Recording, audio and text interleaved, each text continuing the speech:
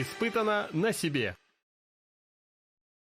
Меня всегда интересовал вопрос, что и как прогревается во время работы предпускового подогревателя. В нашем случае машина стоит уже 2 недели на морозе и абсолютно не утеплена. В ней установлена только Webasto. Давайте посмотрим небольшой эксперимент. Так, ну что, друзья, мы сейчас, пока я буду чистить автомобиль, у нас сегодня небольшой эксперимент. Мы выращивали эту машину. Видите, как много снега на ней. Она больше 2 недель стояла на улице. Сейчас уже ночью температура уже ниже 30 градусов. Ну, а днем, соответственно, около 25. И сегодня будет небольшой эксперимент. В этой машине ничего не утеплено. Нет второго лобового, нет автоодеяла. Но стоит Webasto. И, соответственно, было очень интересно узнать, какие температуры, как меняется температура в автомобиле во время прогрева, во время запуска при зимней температуре окружающего воздуха. Ну, то, что зима у нас уже началась, никто уже не спорит. Так, это ладно, дочистим потом. Сейчас главное добраться до подкапотного пространства. И на самом деле, ну, вы сейчас поймете, мне нужно еще добраться будет до нижней части автомобиля. Это будет, кажется, сложнее сделать. Так, сигнал работает, это уже хорошо.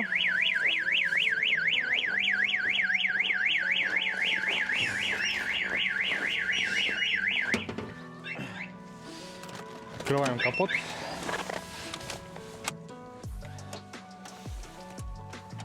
Во-первых, сейчас нам понадобятся вот эти наши датчики, они называются термохрон. Чуть поподробнее сейчас сделаем вставочку, вы все увидите. Так, вот такое вот устройство называется термохрон. Именно на него мы будем записывать результаты нашего запуска. Их у нас будет несколько штук. Сейчас идет программирование их. То есть им нужно задать определенные параметры. Регистрироваться температура будет каждые 3 минуты. Так, 3 термохрона, например, аккумулятор, верхняя часть двигателя, масляный поддон, картер. Следующий понадобится нам, он еще не запрограммирован, то есть он не работает. Это будет, например, коробка передач, автомат и салон. Думаю, 5 нам хватит. Программируются они вот таким образом. То есть вот здесь специальный слот. Вот идет. Сейчас идет групповое заполнение, автозапуск термохронов. То есть первый я запрограммировал. И вот остался 5-й. Вставляем. И на него записывается информация. Все, ставьте новое устройство. Но мы заканчиваем. Так, ну что, вот мы и вернулись. Показали, как были они заряжены. Сейчас расставим самый легкий. Это один на, соответственно, аккумулятор. Тут, кстати, стоит аккумулятор Furukawa FB. Куда-нибудь. Давайте вот здесь, наверное, хорошо приклеится скотч. На улице холодно. Так, это у нас номер 1. Не знаю, скотч я взял самый липкий, но тестировал на балконе и как-то не внушает он доверия все равно. Так.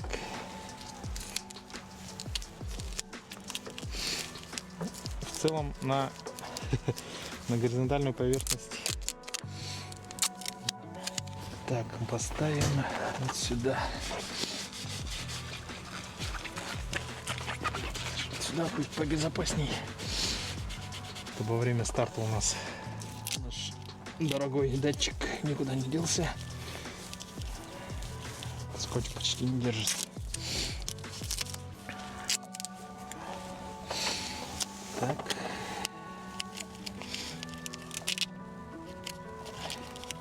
Я думаю, в этом году, этой зимой, наверное, будем несколько делать экспериментов таких.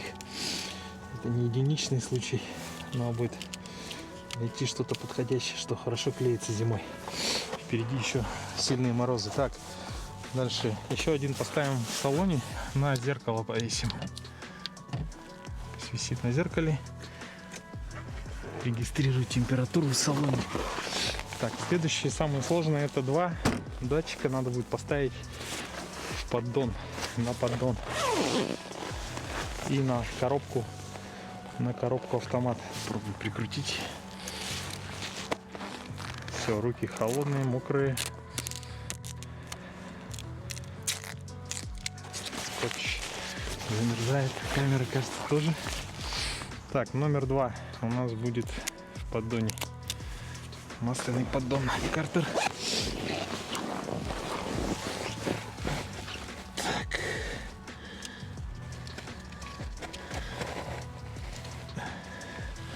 Так, это магнит дека. Он вообще не держит.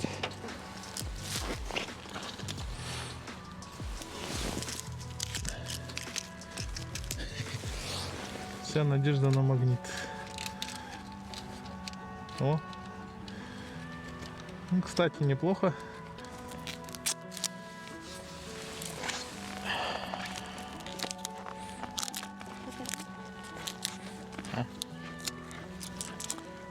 Так вот делаем. По периметру здесь магнитики.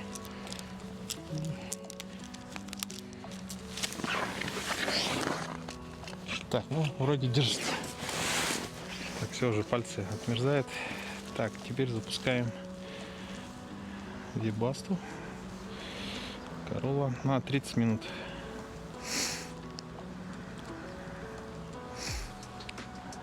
На радиатор, кстати, не прикрепил.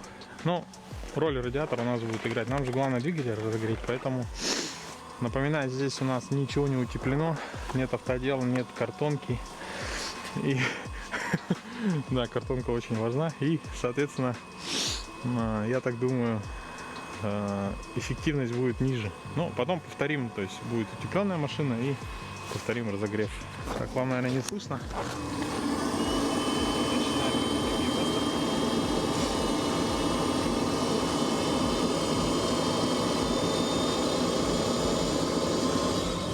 Ну, так, напомню, датчик у нас стоит на аккумуляторе, на двигателе, на картере, на коробке передач и, соответственно, в салоне. Давайте закроем. Через 30 минут запустим машину.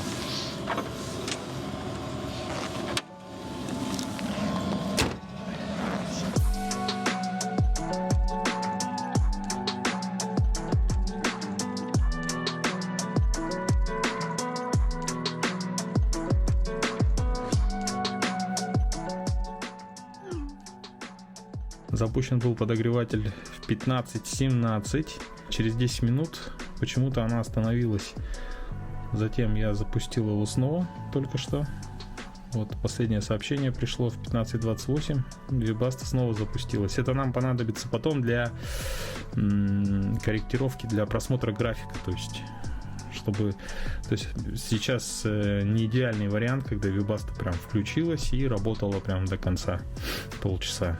То есть ее работа сейчас была прервана. Запустим сейчас запрос на статус, то есть в каком в статусе сейчас подогреватель. То есть в этом сезоне, в зимнем, я еще не запускал Вибаста. Так, все работает. 28 минут осталось работы. Температура минус 21. Я не знаю, где он ее берет. По-моему, там, где стоит вот этот GSM модуль. То есть где-то под торпедой. И заряд аккумулятора 11:57. Так, время на часах 15:48. Температура плюс 27 градусов. Чтобы лишний раз не выходить на мороз, сейчас узнаем, сколько нам осталось до окончания работы подогревателя. 2 минуты. Нормально.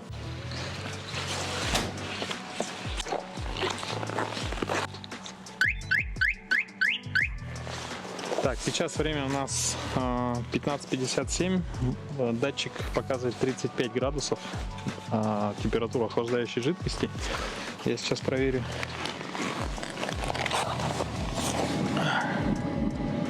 Так, наши нижние датчики на месте.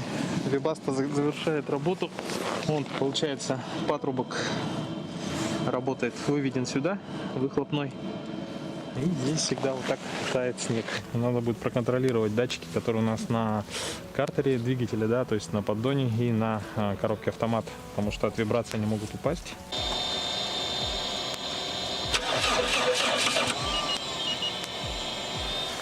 С первого раза не запустилась. Машина уже давно стоит на улице, напоминаю.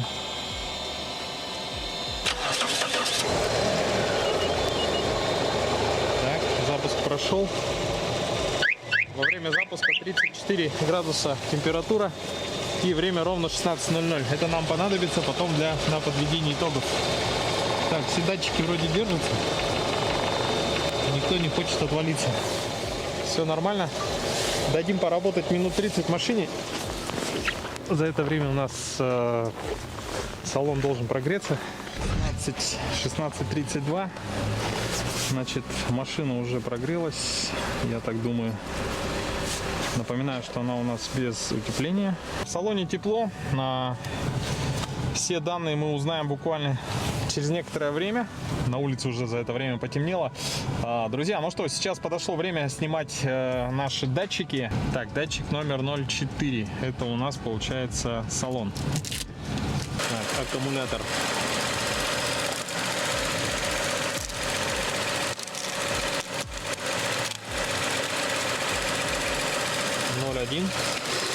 Самое горячее место под автомобилем. На детских магнитиках держится у нас коробка автомат номер 5. Так, ну самое время сейчас поставить автодело. Я думаю, повторим буквально, наверное, завтра наш эксперимент.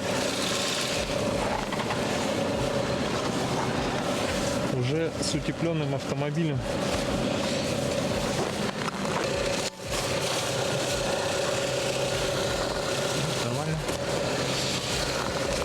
И вот так.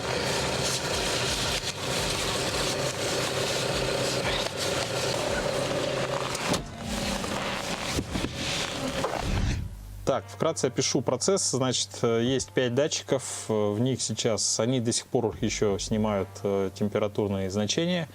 Есть вот такая вот программа и вот такой вот считыватель, с помощью которого сейчас по очереди я все данные перенесу в компьютер, и все мы вместе посмотрим на результат нашего небольшого эксперимента. Данные готовы, загружены, обработаны и сведены вот в один такой вот график.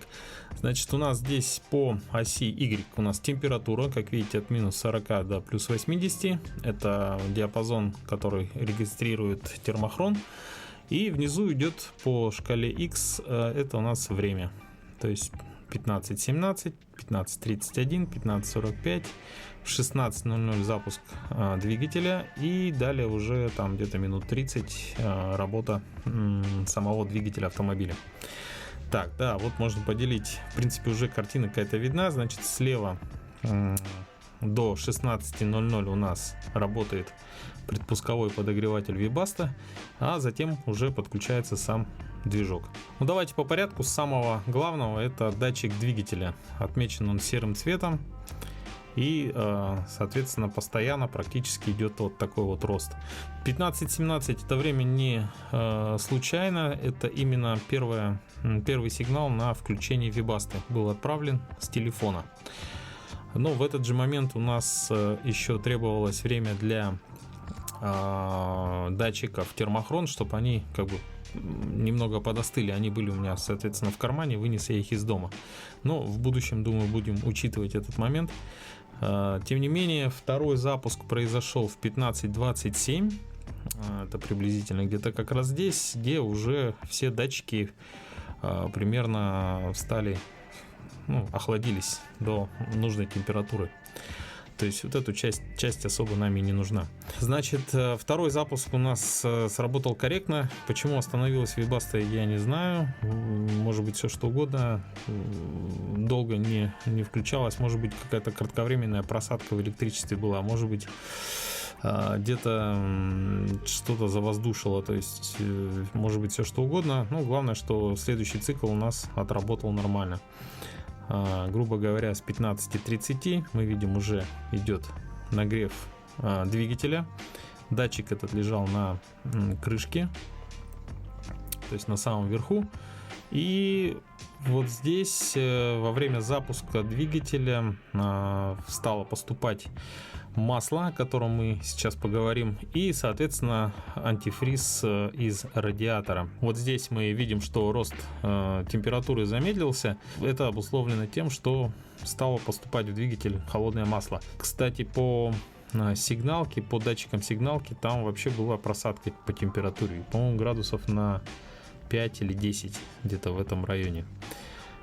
Ну и затем, конечно, рост температуры, судя по этому графику, практически до 70 градусов.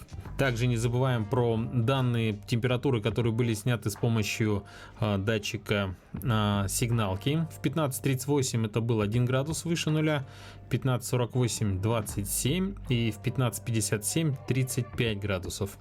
Как мы видим, температура датчика, который находится на патрубке, всегда немного выше температуры двигателя. Двигаемся к следующему. Аккумуляторная батарея. На ней также стоял датчик, и здесь она указана вот такой вот оранжевой линией. Вообще, увидев график, я достаточно сильно удивился, потому что я знал, что батарея, аккумулятор может нагреться, да, но не думал, что так сильно. То есть вот здесь до включения двигателя такой постоянный небольшой прирост, где-то на 10, возможно даже 15 градусов. Но надо учитывать тот факт, что аккумулятор сам находится рядом с двигателем непосредственно, а двигатель, как мы видим, нагревается достаточно динамично, и скорее всего то, что датчик находится на аккумуляторе, закрыт он просто был скотчем, возможно, что он ловит просто вот эти теплые потоки воздуха. То есть, вкратце сказать, вот этот растущий график, вот такой, я бы, наверное, сейчас не учитывал. То есть, если бы аккумуляторная батарея была в полной изоляции, я думаю, потом повторим вот этот эксперимент, но уже поместим наш аккумулятор в какой-нибудь чехол такой изоляционный, и уже туда поставим датчики. Тогда будет более реальная картина. Но тем не менее, как видим, под капотом, соответственно, аккумулятор тоже принимает растущую температуру. Переходим в нижнюю часть. В нижней части у нас, соответственно, были размещены датчики на поддоне двигателя, там где находится масло, и на коробку передач тоже внизу. Два цвета примерно похожи, соответственно, чуть-чуть светлее синий и темно-синий.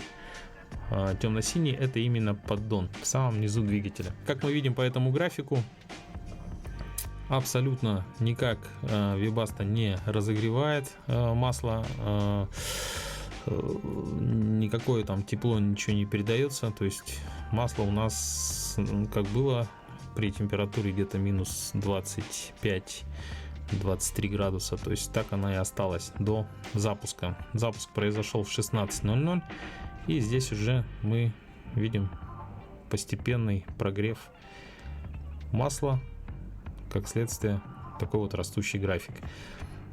Чуть медленнее, но тем не менее медленно, но верно, также растет температура в коробке передач. То есть масло бегает и нагревается от двигателя. Ну и следующая у нас получается желтая линия. Это график салонный. В салоне датчик был размещен в районе зеркала заднего вида. Напомню, что автомобиль абсолютно не утеплен, ни автоодеяла, ни картонки, ни второго лобового стекла, ничего не было. Ну и плюс, как мне, как хозяину этого автомобиля, кажется, нужно уже позаботиться о чистке печки, потому что за 30 минут работы двигателя рост составил примерно где-то до плюс 10 градусов. Это учитывая то, что в достаточно высоком месте находился термодатчик. Ну что, вот такой вот эксперимент. Думаю, есть интересные выводы, есть еще почва для размышлений, почва для других экспериментов.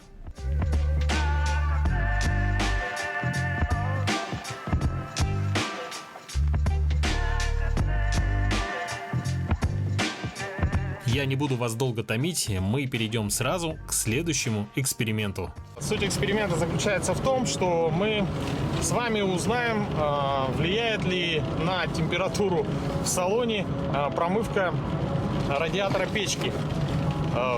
Не секрет, что со временем, особенно в старых машинах, радиатор засоряется и, соответственно, КПД печки уменьшается.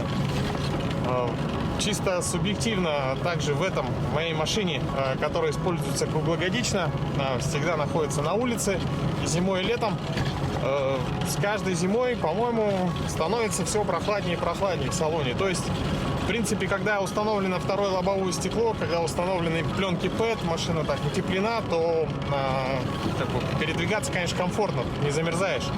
Но, тем не менее, хотелось бы попробовать. Наступил момент, когда нужно сделать эту процедуру по промывке печки.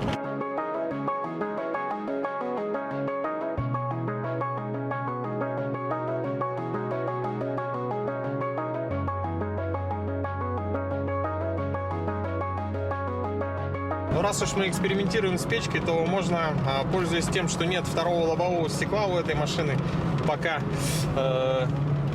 направить воздух, соответственно, в салон.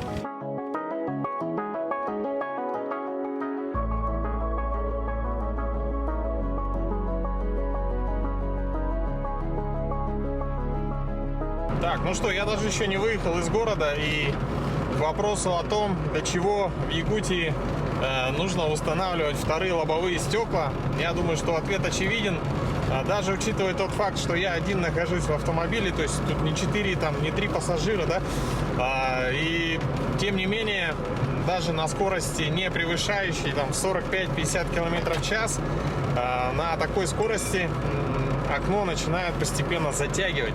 Вот, допустим, с нижней части мы еще видим автомобиль, а вот тут видно, что есть, соответственно, изморозь. То есть, если еще продолжать в таком же режиме движения, еще и ускориться, то, думаю, все стекло полностью покроется льдом. Ну, не думаю, а так оно и есть.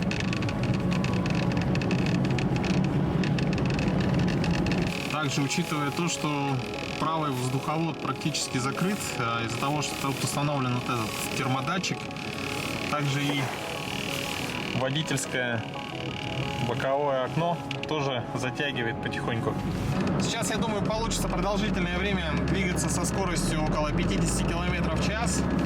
Посмотрим, как это повлияет на окно.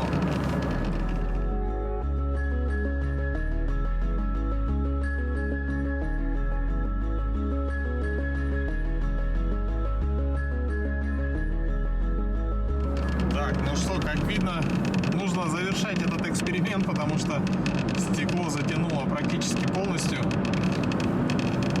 Включаем обдув на лобовое и смотрим эффект.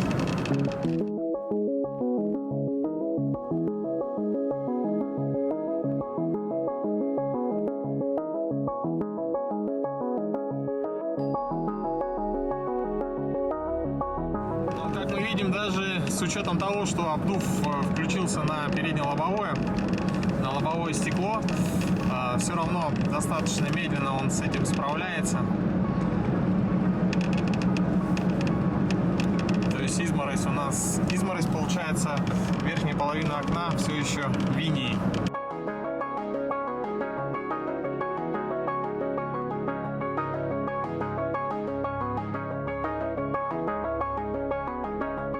Я помыл машину на автомойке, выехал, не прошло и 10 минут, как окно, как видите, полностью покрылось уже льдом. Несмотря на то, что на переднее окно, на лобовое дует теплый воздух, соответственно, в верхней части также можно видеть изморозь и по бокам. Ну а теперь самое время заняться самым главным процессом этого дня – промывкой радиатора печки. Даст ли это какой-либо результат, мы узнаем уже совсем скоро. Друзья, ну что, мы сейчас заехали в Custom Garage. Это Василий, познакомьтесь. Василий сейчас будет рассказывать, как будет производиться чистка радиатора печки. Ну и, конечно, я попробую также принять в этом участие. И параллельно мы обо всем вам расскажем. Василий, ну вообще для чего нужно промывать радиатор печки? Промывать, ну опять же у нас условия зимы суровые, поэтому и даже элементарно то, что вот холодно, чтобы было теплее банально в машине, как бы стоит промывать печки, учитывая, что у нас машины как бы в основном за счет японского качества ездят, бегают, получается, и никто ничем не заморачивается по этому поводу. Даже элементарно ради профилактики стоит чистить печки, поэтому элементарно, чтобы, ну опять же, циркуляция была лучше, охлаждение будет двигателя лучше.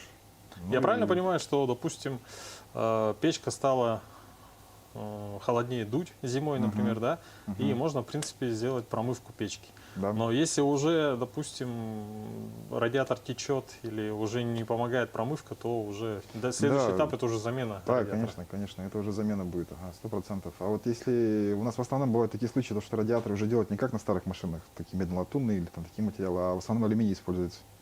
Они обычно не гниют, поэтому их достаточно промыть. А промывка, получается, может достичь результата 100% промывка. Вопрос во времени, то есть сколько его мыть, какой химией, ну как бы техника. А так, это самое, там можно достичь 100% результата, можно почистить, вычистить, всю печку можно вычистить. И без проблем, и печка будет греть, получается. И, опять же, алюминий, он более устойчив к всяким разным химикатам, то есть для промывки тот же, допустим, такой есть промывочные эти всякие кротоны используют, допустим, вот они очень пагубно влияют на медно-латунные радиаторы. Ну, вообще такие вот композитные, которые используются. А что мы будем использовать? Мы будем использовать лимонную кислоту. Лимонная кислота идет в таких вот пакетиках, поэтому, в принципе, она обычная пищевая лимонная кислота, поэтому она не так пагубно влияет на те же трубки, те же пластики, соединения. Поэтому и, в принципе, она хорошо очень расщепляет всякие шлаковые отложения, которые остаются в радиаторе. Антифриз имеет такое свойство, как... Расслаивается, расщепляется?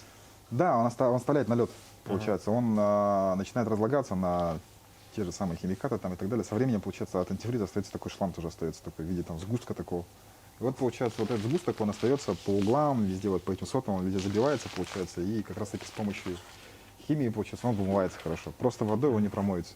Поэтому там желательно нужна проточность побольше, чем помпа в автомобиле. Ну и, собственно говоря, химией. Поэтому она расщепляет. Окей. Ну что, друзья, я думаю, мы можем начать. И сейчас процесс, я так понимаю, достаточно простой. Достаточно простой. И, в принципе, займет, я думаю, не так много времени. С чего начинаем? Начинаем. Будем разводить химию. Пищевую химию. Пищевую химию, да. Так, пропорция на глаз, да? Пропорция, ну тут опять же, где-то вот мы используем где-то полностью пакетик. Слишком много тоже не надо, потому что как бы, в больших пропорциях он становится такой уже ядерный довольно-таки. Поэтому может разъесть, что не так. Вот обычно такой вот пакетик обычно хватает. Промыть, чтобы полностью сделать комплекс, допустим, на автомобиль. Поэтому. Это 10 литров, да? Это 10 литров воды. Можно использовать больше воды, но опять же у нас как бы нет такой необходимости. А в принципе этого хватает. Так. Перемешать надо, да? Нет, он сам перемешает. В процессе, да? Да, в процессе за счет работы насоса, мотора сам перемешается. Вода тепленькая, не горячая. То есть получается, тут принцип работы какой получается? Он прогоняет через печку, получается, и обратно туда сливает. Там стоит фильтр, получается, грубой очистки, получается, он чистит. То есть, там стоит фильтр, в уловитель конце стоит. можно будет посмотреть? Да, конечно, обязательно. Фильтр, он чистый сейчас. Он сейчас чистый вообще, даже могу показать. Давай, кстати, посмотрим, покажем до. Я просто сам не знаю, насколько у меня грязная печка. Вот он, да? Ну это такой стандартный, как сказать, Это грубая чистка. водопроводный. Да, водопроводная грубая чистка получается. Стоит сетка, то есть она идеально чистая. Внутри тоже все чисто. Ну все, вот сейчас почему. Да, как бы это все равно будет краситься, жидкость. Но это как бы ничего страшного. Тут главное, получается, главная проблема в отопителях — это жесткий фрагмент которые оседают. Как раз таки жесткие вот эти фрагменты, мы их вычищаем. Они остаются, оседают там в этих всотах, да? Да, да, да. Патрубках. Ну, есть еще, кстати, также можно этим же аппаратом промыть и весь двигатель, то есть двигатель вместе с радиатором, но, в принципе, у меня нет никаких, как у меня претензий пока только к радиатору печки, потому что мне кажется, что он как бы не выдает всю полную мощность, что мог бы выдавать по теплу. Поэтому сейчас мы сделаем промывку и, соответственно, потом посмотрим по температурным датчикам и так далее. Ну а к самому двигателю, к самому радиатору у меня таких претензий особо нет. То есть там все работает нормально. Так, сейчас мы пережимаем патрубки, да? То есть Ага. 2 патрубка идут в салон. Подачу обратку от Подача отопителя. обратно, да. Сейчас Василий надевает шланг подачи. Нет, это шланг обратки. А, шланг обратки? Он идет в подачу? Ага. Ну, в обратную сторону. Задом Туда-сюда, наперед. туда-сюда будем. Ага. И так, и так. И так, и так. Потому что сотый имеет свойство же как сетка. Ну. То есть он влавливает. Вот у нас будет и так, и так. И включаем. Оп. Вот, И часть антифриза она забирает, да? Сколько по времени занимает процедура? Где-то часа полтора-два. 1,5-2. То есть с заменой подачи обратки, да? То есть поработает, потом поменяем. Поработает, потом еще раз поменяем. Сейчас он поработает, даже можем попробовать фильтр достать. И вот с первой прогонки сколько? С первой прогонки обычно больше всего выходит. Сколько там вышло, будет видно. Ну, кстати, вот шланг прозрачный, да, я как бы пока не вижу. Или не видно? То есть это, видно. ну, судя по тому, как пролетел антифриз, да, достаточно стремительно там все вот это циркулирует, да?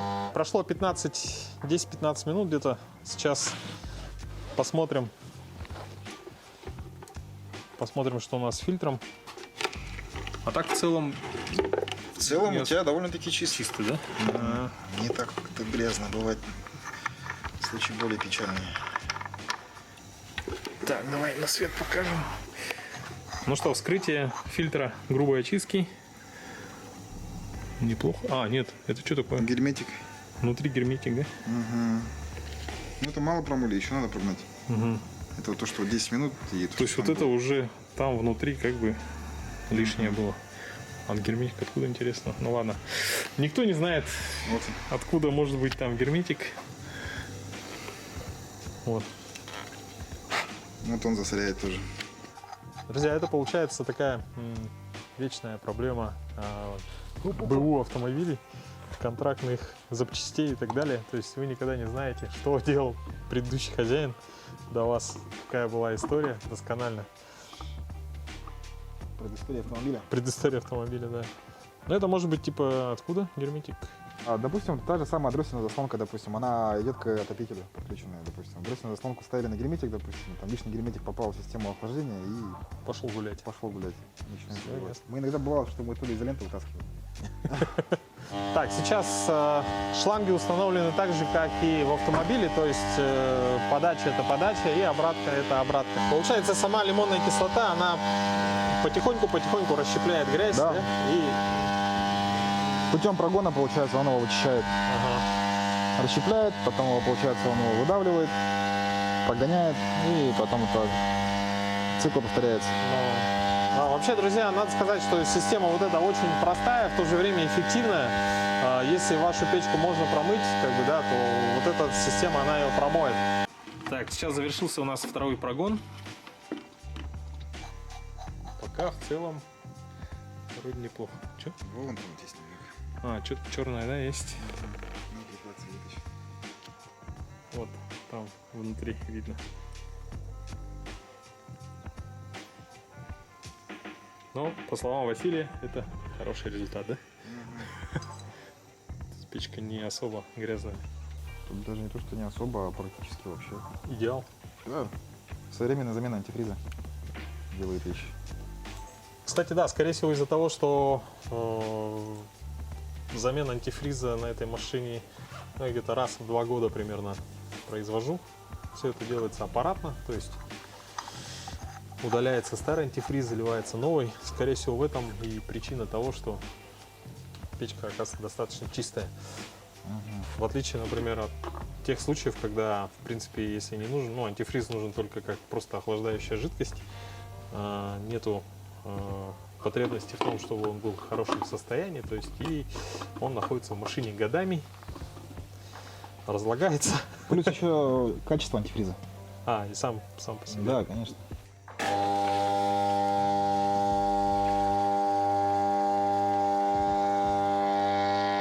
Ну что, сейчас мы завершили еще один этап промывки, и сейчас мы промываем, получается, водой, да? Да, промываем просто водой, ага. Остатки химии, остатки, то, что там может еще осталось, ну, промываем, в общем, систему.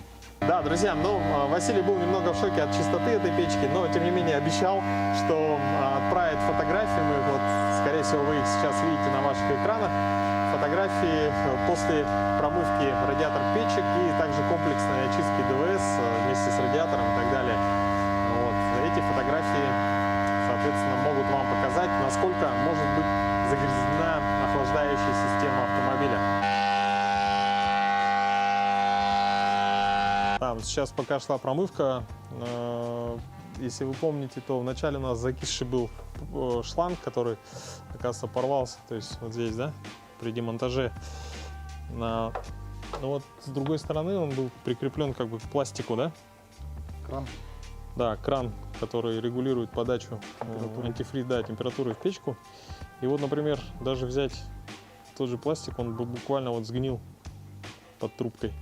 И то есть вот это все со временем в старых машинах, получается, попадает в систему охлаждения и вот засоряет, допустим, те же радиаторы и так далее. Ну, буквально вот крошится. Старость, времени не фидит никого. Да. Так, ну что, сейчас будет продуваться печка, соответственно, в подачу, да? В подачу дуем компрессором и просушиваем все, что внутри.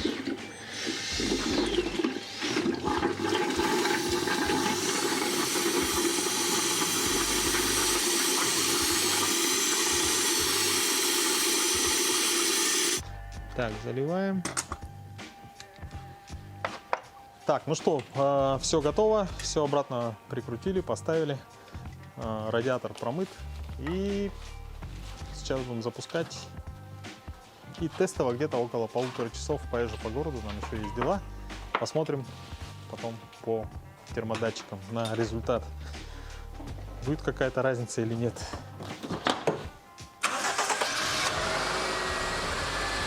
Сейчас прогреется. Термостат откроется, печка заработает нормально. Ну что, время выезда из сервиса 17:36, 17:35.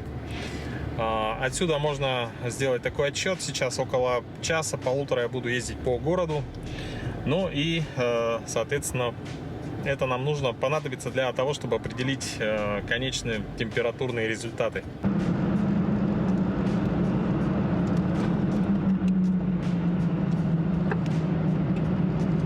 На часах сейчас 17:49, и я двигаюсь достаточно таким длительным маршрутом. Поехал по объездному шоссе, и уже сейчас чувствуется, что все-таки двойное лобовое должно быть установлено на автомобиле, который эксплуатируется при температурном режиме ниже минус 30 градусов. Как видите, также запотевает боковое окно. Ну а за счет того, что лобовое стекло сейчас обдувается печкой, то спереди дует на меня достаточно такой прохладный воздух. То есть очень много температуры, очень много тепла уходит на именно обогрев переднего стекла. Ну что, день подходит к концу. Соответственно, сейчас машина после небольшой стоянки на улице с запущенным двигателем сейчас направляется домой на ночную стоянку. Вот. Ну, в целом, как показала промывка, печка была достаточно чистая, радиатор был чистый, вы сами это все видели. Вот. Поэтому, скорее всего, все это такое, знаете, субъективное. То есть мне казалось, что с каждым годом печка все слабее как бы работает. Но, тем не менее, нужно учитывать, что сейчас нету на автомобиле второго лобового стекла, не установлены пленки, нету пленки PET на боковых окнах. В принципе, для автомобилей с небольшим объемом двигателя, вот здесь, например, 1,5 литра, это, конечно, критичный вопрос. Нужно делать это утепление. Ну что, сейчас подошло время снять датчики, обработать результаты и сделать небольшой анализ. Итак, друзья, ну что, все датчики были сняты, с них сняты также все показатели, выведены вот в эти 3 графика. Значит, по оси X у нас временная шкала с 8 часов утра до 8 вечера. По оси Y температурная от минус 40 до плюс 60. Здесь представлены 3 данные с 3 датчиков. Это салон темно-синий, температура улицы, на улице, вот этот снаружи автомобиля розового цвета. И синего цвета это температура печки. Так, ну что, давайте начнем по порядку. Значит, с утра машина стояла на улице, около 35 градусов у нас в среднем в течение всего дня регистрировалась. И после нагрева я начал уже движение по городу. Как мы видим, в среднем в салоне температура держится около плюс 15 градусов. Здесь была стоянка, машина стояла около часа, и, как видим, это можно связать с тем, повышение вот этой температуры, с тем, что нет второго лобового стекла, нету должного утепления салона, и за счет этого, так как тут нет активного охлаждения в салоне, все-таки вот когда машина просто стоит на стоянке, температура постепенно растет. Дошла она практически до 25 градусов. Как видим, в то же время из печки температура не менялась. В среднем она также держится около 40-43 градусов средняя температура. Ну а снаружи, так как датчик стоит на крыше, то есть практически на багажнике, на небольшом удалении от крыши, то все равно, скорее всего, корпус подогрелся и передавал температуру на датчик. Далее я поехал на автомойку. Как видим, здесь я машину заглушил. На автомойке быстренько привел машину в порядок. Выехал снова на улицу. Температура у нас упала. И за вот этот небольшой короткий промежуток я добрался до сервиса, где мы промывали печку. Итак, в кастом гараже, конечно, все выключили. Снаружи было даже, получается, там теплее, потому что там работал обогреватель. А вот в салоне температура была ниже и была около 15 градусов. После всех процедур машину запустили, залили антифриз, и, как видите, чтобы не было завоздушивания, чтобы все нормально проверить, печка заработала. Печка заработала штатно. Здесь, как мы видим, прогрелась практически до чуть выше 50 градусов. Но как только я выехал на улицу, соответственно, как мы видим, температура упала до минус 35. И температура из печки и из салона пришла в обычное нормальное состояние. Как я уже отмечал, это связано с тем, что, во-первых, печка была на самом деле чистая, радиатор печки. Это можно считать следствием того, что в машине используется предпусковой подогреватель, и я всегда слежу за антифризом. Минимум раз в 2 года делаю ему замену аппаратно. Поэтому, как мы видим, в моем случае промывка радиатора печки не дала такого результата, на который я рассчитывал. Скорее всего, она работает в штатном режиме. Кто-то может сказать, что печка засорена как бы снаружи, радиатор пылью и так далее. Я не спорю, возможно, но в этом случае, если бы было такое сильно прям плачевное состояние, то не было бы такого должного потока воздуха. То есть, в принципе, скорее всего, дело даже и не в этом. Это штатная работа печки.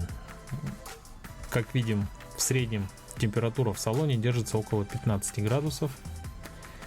То есть в куртке, в шапке там достаточно комфортно находиться. А температура, которую выдает печка, также мы видим, что колеблется около плюс 43 градусов. как с утра, так и, в принципе, после промывки.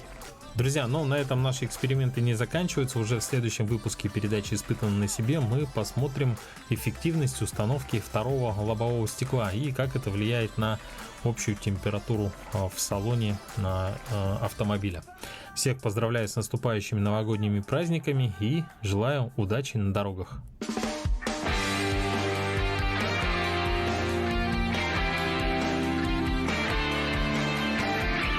Испытано на себе.